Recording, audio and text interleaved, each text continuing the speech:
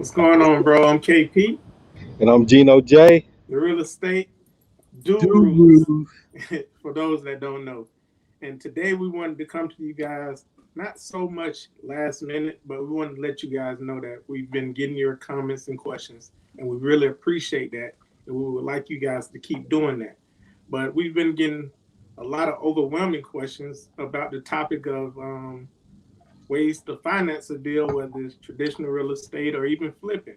And so we just like, man, we got to put this info out here, man. We can't keep these people in the dark. We got to bring them back and bring them to the light. The KP and Geno J way. So what you think about that subject, Geno? Man, that's a great subject, man. Everybody always want to know where the money at. So let's talk about where the money at. Right, But right. man, how you feeling today, man? It's a beautiful day out here, man. I feel pretty good, man. I mean, this weather is reminding me so much of Florida. Our hometown. I mean, our home state with this rain and sunshine and rain and sunshine and the humidity. It makes me homesick. I see Yeah, you outside enjoying it by the pool. So yeah, man. It's a nice day, man. I got the pool in the background. yeah. Shoot, I might get off here and go jump in with the kids, man. Don't blame I you, got whatever my you little, like today. I got my little Falcons cup, trying to Hey, you got to support them. celebrate. You had a couple closings today, man. I Yep, mean, yep. Good day, man. Good day, good great day. day, great day. And since we're talking about closings, we might as well talk about this money. Um, for those that don't follow us on social media, it's KP underscore Geno J underscore Flip Atlanta on Instagram, and KP and Geno J the real estate gurus on Facebook. And Gene Johnson one Instagram, Kelly underscore Parker Instagram. So follow us on our social media as well. We're gonna get into this money thing, man, because that's why you guys tuned in. So there's three things you need to know about this real estate game. What do you think those three things are, Geno?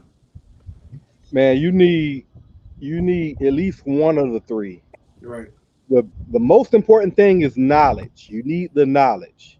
Yeah. Um, Second thing is probably credit, and then money's probably number three.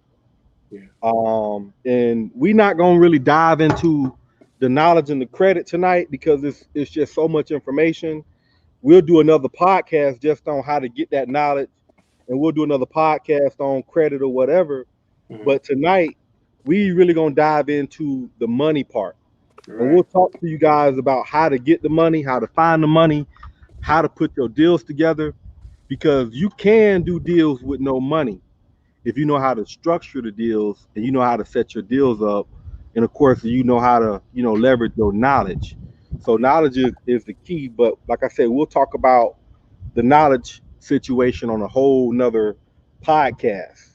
Um, I'm gonna get right to it, man. People say, well, how do you buy a deal with just starting out and you want to try to start flipping properties? Right. I think you have to get creative when it comes to these financing ways, because some people like, I don't have the money, I don't have this, and the reason that you went so much on the knowledge base and started this conversation with, you got to have one of the three, because you have to have the knowledge, you have to have the credit, or you have to have the money.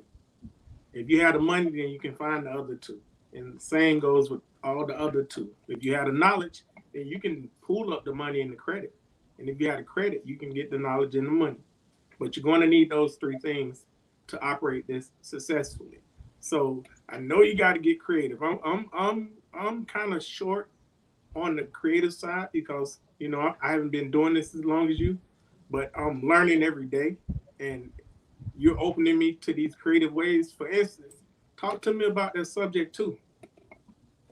Man, that subject two is a powerful, powerful way.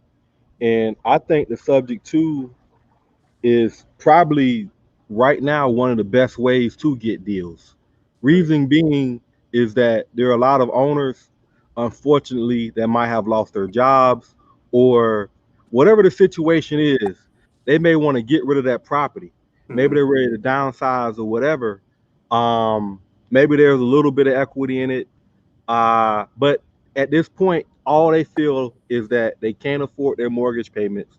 They want to just get rid of that burden. And there's a situation where you can go in there and just take over their payments. Right. I just did a subject to about 3 months ago. Hmm. So they bought the property a couple years ago, and unfortunately, um, she was losing her job, and they wanted to move back to be closer to his family because his dad was elderly. Okay. They did have a little bit of equity in it, but for them, they was on an urgent time frame, and they just wanted to move. I talked to them about possibly listing, and they didn't want to hear none of that. Sometimes when people in the situation, all they want is, how can you get me out of this situation as fast as possible? Right. And so we talked about different options. And even though they could have got a little bit more money listing the property, they just said, listen, we'd rather take cash, or if you can give us X amount of dollars, we'll just let you take over the mortgage payments. So I ended up giving them $10,000, and I Hmm. just took over the mortgage payments. The good news is that, there is a little bit of equity in the property, but for me, it's instant cash flow. Like, I got the property at 260. The property's probably worth about maybe 290, and it just needed carpet and paint. So I walked into a situation where, I gave them a little bit of money. I acquired the property. I just basically took over the mortgage payments. I'm renting this property out right now with $600 positive cash flow, and I only put down 10,000 to get it. So that was the way that I didn't have to go through a loan. I didn't have to go through getting a pre-approval, any of that. I just simply got creative, and we did a subject to.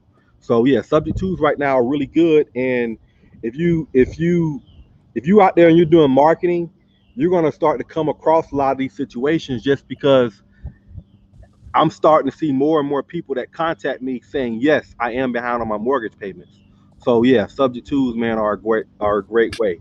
Now, But you just I filling know me you in might have another on what question. a Go ahead. subject to is. So for you guys that are new and not familiar with the term subject to is a way of purchasing real estate where the real estate investor takes the title and leaves the loan in the owner's name. So that's basically what Geno did.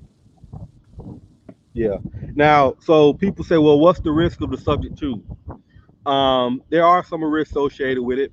Like, you can have the lender, call the loan due. There's a due on sale clause if there's a title transfer. Um, I've done a lot of subject twos, and I've only had that happen one time. So it's not something that happens often based on my experience, but the lender can call the loan due. Typically, when you take over that mortgage payments, what you want to do is you leave the loan into the owner's name, but you get them to transfer the deed into your name. You Right. can do a normal closing where the title and deed can come to you and that mortgage stays in their name. Um, all attorneys don't do it. You want to find a good attorney that has a good title company, insurance company that can insure the property. If you do that, I think that's definitely a key, because God forbid, a natural disaster, something happens to the property or whatever, you want to be, protected. And you also want to have title insurance on that property, just in case. But subject twos, man, are a great way. So you guys research subject twos. We may even do a course on subject twos and give y'all some real stuff that I've done and KP's going to be doing. But yeah, subject twos are a great way to get properties right now. Nice. Now I'm sitting there thinking like, okay, I know what a subject to is, and I know what a quick claim deed, and that's very similar. If you don't mind just telling the people watching the difference between a quick claim deed and a subject to. Well, the quick claim deed, anybody can just kind of deed that property over to you. Mm-hmm. They're similar, but they're different. So like, I've done quick claim deeds. In the past. I like doing the subject twos just because I want to make sure that um, I Title's run. clear. Yeah, I run. I want to make sure that I send it to the attorney, and I want that attorney to run title. Sometimes you can just do. There's just a form you can do a quick claim deed and give it to somebody without even running title. So I Right. like to set it up where the attorney runs title. They make sure that the title's clear outside of maybe the liens that the mortgage company has, and Right. I get everything transferred over to my name. Okay, cool. Now we're gonna jump over to this novation, the novation deals. So For you guys that don't know the novation, Geno's going to break that down for you. So these are all creative ways to get into real estate with little or no money, and that's what this call is about. So the novation is also a very, very good way to get deals. Um, and there's let me start by saying this. So anything that you want to do in terms of real estate is typically legal as long as you get all parties involved to kind of agree to it. Anytime you're doing a subject to, you want to explain kind of like what's going on and have the seller aware. And the same thing kind of with novations. I've only done two novations, and the reason the novation worked is because it was a situation where the seller, they just wanted to sell the property. They didn't want to go through fixing up the property, but they wanted to get the most amount they could for the property. So I basically did an ovation allowing them to give me all the rights to sell the property and fix up the property. So what they basically what so how my attorney set it up, he basically set it up so that I had power of attorney over the property and to be able to sell it, but it was just power of attorney over that property. It wasn't power of attorney over any of the other assets. So I came in, I got the power of attorney, we had the novation agreement. I came in, I spent about, 18, $20,000 and we fixed it up and then we sold it. And so I gave the seller wanted to net a certain amount of money. And so the seller got a certain amount of money and then we split the profit 50-50 over that. So we end up getting about $27,000, $28,000 over what they wanted. And so we split that profit on that. So I got a really good return on my money within 90 days. And then the seller, they made what they made, plus they made an extra, you know, 13, $14,000 on top of the property. So I basically turned like 20 grand into $14,000 in 90 days by doing innovation. Nice, very very nice. And the next one is one of your favorites, and I know we do this a lot when it comes to like land, and that is owner finance. Oh yeah. Yeah. So Yeah. it's exactly what it sounds like. But just give them an example on the 12 acres we got on Brandon. Okay. The So finance. yeah, we and just to kind of like just take one step back. So right now, land is probably the easiest thing to do when it comes to terms of owner financing, because sometimes depending on where the land is at and what needs to be done to the land, land don't always sell like this. Sometimes sellers might put the land on the market. It might take months. Sometimes it could take years to move that land. So typically, somebody that has land is a little bit more patient with getting their money. And from my experience, it's normally easier to negotiate like terms, and it's easier for me to get owner financing. Like if the market's hot and somebody has a property and the property has equity in it, um, it may be hard to set up an owner financing type deal. So you have to find situations where maybe it's a property or land that's not going to move very fast, and the seller is more patient to getting all their money. So just to go back to the Brandon Road deal, this property it had been on the market probably for like 9 months.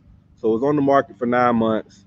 We went in there and of course we saw it. We did our research. We liked it, and we ended up making terms on the property. We gave them, pretty much a full price offer, and we asked them to do owner financing. We ended up getting 5-year terms at 6% interest for owner finance, and we only put down 50,000. Now the land was 365,000, so we saved a lot of money in terms of points. Of course, we didn't have to go through any type of qualification process, and then putting down 50,000 for us was a win. There have been situations in the past where I've gotten lots that were, a lot cheaper, where I only put down 2,000 or 3,000. The other thing about the land is that when you're developing and building, it takes time to get surveys, it takes time to get permits, it takes time to talk to the city and put all your plans together. So you don't want to go out and get like a high interest hard money loan and then get construction loans and be carrying all that that debt until you get to the point to where you can build. So it's better if you can set up an owner financing situation so you can get all your stuff together, and then once you have all your permit and everything together, then you can refinance it, you can subdivide it, pay the owner off, piece by piece, however you want to renegotiate those terms. But yes, land is the best thing to do on owner financing in my terms. Right. All right, cool. And since you just briefly brought it up, hard money is another way to get money for for your real estate projects. Um, Hard money and private money differs, so they may overlap when we're talking about them right now. But just listen closely, and you're going to know exactly what we're talking about when it comes to this hard money and private money. If you've been following us, we've interviewed a couple hard money lenders on our channel. If you haven't, just go back and look at a couple of the videos. But hard money is similar to private money. Private money is just from a private source. Hard money is more public. I'm not going to say it's like a bank, but it's closer to the banking side than the private money side. So just fill them in on the hard money and how we built these relationships with all the hard money lenders that we had. Yeah, when I first got started, I used a lot of private money and hard money, and I still do. And it really depends on the deal, on which lender I would use. All lenders have different programs, so each property might fit a program differently. Um, but specifically talking about hard money, when you talk about hard money, it's really just a loan based on that asset. Um, yes, they do pull credit. Yes, they want to see bank statements, and different lenders want different things. But typically, a hard money lender only cares really about just that asset. So if the asset is good and the numbers make sense, you could typically get a loan on it. I mean, there are hard money lenders out there that don't have credit scores. They may charge you more points, more interest.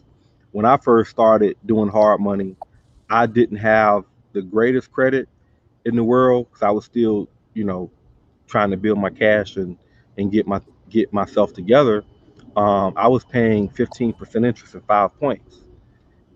Fast forward now, I pay 7 to 8% interest, 7 to 8% interest in like 1 point, maybe 2 point, depending on how the lender is. If you are a newbie, a lot of lenders are going to charge you between 10 and 20%. Sometimes that's on the property itself. Sometimes that's on the entire deal. So if you have a property that you're purchasing for $100,000 and the renovation is going to be $100,000, if they're charging you 10% just on the property, then you're only paying $10,000 to get into that deal plus whatever closing costs associated with it. Um, some lenders, if you're new, they may charge you 10% on the whole thing or 20% on the whole thing. But once you get experience, most lenders are probably going to fall closer to 10% just on the property. And so it doesn't take a ton of cash to get into these deals. Another way you can kind of get creative is maybe you have the credit, maybe you don't have the credit. But if you have the deal, then a lot of times you can find somebody that has what you don't have. So if you know you can get the loan, or there's a lender that's willing to lend on this property, you can find somebody that can come up with a down payment and give them equity on that property. I do that all the time. I got people that call me that want to invest in real estate, because I find a deal, because I renovate the deal. I will allow them to put up the cash that I need to do the entire deal, which is the closing cost and carrying the project until I finish. And depending on the deal size, I would give them, 20 to 25% return on their profit, which is a win for them because they're getting passive money, but it's a win for me. If the profit is $100,000, I could make 75 $80,000 without using my own money, and they can invest, 40, $50,000 to make, 20, $30,000 passively. So you can get creative with multiple sources. It's just not one way to skin a cat. So anything is possible if you can think about it, get all people to agree to it, and you just have to kind of get creative. Yeah, and that's a great point that you just brought up, and it rolls over into creative ways to raising private money, and that was one of them. With your knowledge, is like it goes back to how we started this conversation with the knowledge, credit, and the money. Me and you both started this game, and we built what we have off of our knowledge. Like we didn't jump in here with no money. We didn't jump in here with good credit. We jumped in here with knowledge, and we kept learning, and that allowed us to grow into what we have become today, because we learned everything, and now we're utilizing what we know. We're learning every day because we're faced with different scenarios and situations. So the learning never stops, but we try to stay ahead of the curve, especially when it comes to flipping, building, remodeling, new construction, whatever. We want to stay ahead of the curve because we know right now how real estate is, and we got to keep learning. Like that's why we made this channel, to really educate you guys and help you understand. Like, yo, you don't need a lot of money. We didn't start with no money, but we started by doing what you're doing, and that is learning the game, learning as much as you can, like filling your head up with as much information as you can. And I'm glad you wrapped up what you just said on bringing outside people in to raise capital. So with that, do you have any other creative ways to raise private money? I know some guys here in Atlanta, Yeah, I'm not going to name any names, that did some huge fundraising. I ain't gonna say crowdfunding, I'm just say fundraising. And yeah. There are plenty of other ways. Like private money is the absolute best way, and it's just what it is. It's private money. So if you know somebody with money, um, and you got, I don't out the gate. I say definitely work on your knowledge and your skill base first, because you know when you're going to people asking them to invest in your deal, you want to have some knowledge on that deal and making sure the deal can be, be successful. But once you have that down and you're comfortable with that, private money, there's nothing like private money, because private money is going to be more relationship based. And I have a right, lot of lenders that I use for private money right now, and a lot of times it's just me making a phone call or a text message saying, "Hey, here are the numbers. Here's what I can give you, and if you like it, just let me know." But when you get to the private money, you can start. I don't partner with people with private money. I normally make them my lenders. So a lot of the private money I get now, I pay typically 8% interest. Sometimes I'll pay a point, sometimes I don't, but I typically pay 8% interest. But with the private money, there are like no junk fees. Like you don't have to worry about paying like draw fees, and you can kind of set your own terms to everything. And then when you can, set your own terms, it makes it easier for you to do more deals and buy more properties, and then kind of get creative with the stuff that you buy when you get private money. Because there are a lot of people with money that have money maybe like in a IRA account or some type of savings account. They're not making a lot of money on that money, and you can pay them 8%, 10% interest. They can make a lot more money by investing into real estate than they can, just having that money sitting into sitting into some type of savings account. So I have a lot of people that have put money into self-directed IRAs, and they'll fund my deals. So private money is super super great. And just kind of to answer your question, yeah, like we've raised a lot of money lately. Like we've been telling people, no, we can't take any more money, and a lot of it's just been from our social media. right. So when you start putting your deals out there, showcasing, kind of what you do, and then also, you know, educating people on not just the good, but even, showing some of the bad stuff that happened. Um, Social media is a great way right now to build your network. So if you're not posting your business and you're not thinking about, content constantly, you're doing your business and yourself a disservice, because you never know who might see you or who might reach out to you, or what opportunities might come across your desk. Like we've had so many opportunities come across our desk.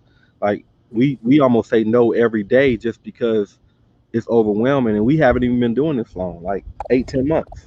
Yeah. That's how long we've been active on social media with the YouTube and everything like that. And man, I mean, like he's saying, it's been overwhelming with people wanting to give you money. And a lot of time, the people that want to give you money, they don't really understand real estate. They just see you out here flipping houses, and they know you're making money, and they want to jump in and get a huge return. I mean, I can't blame them. I mean, it's very appealing, but as you and I know that you got to pay to play, so you got to bring something to the table. We don't want your money like we got money.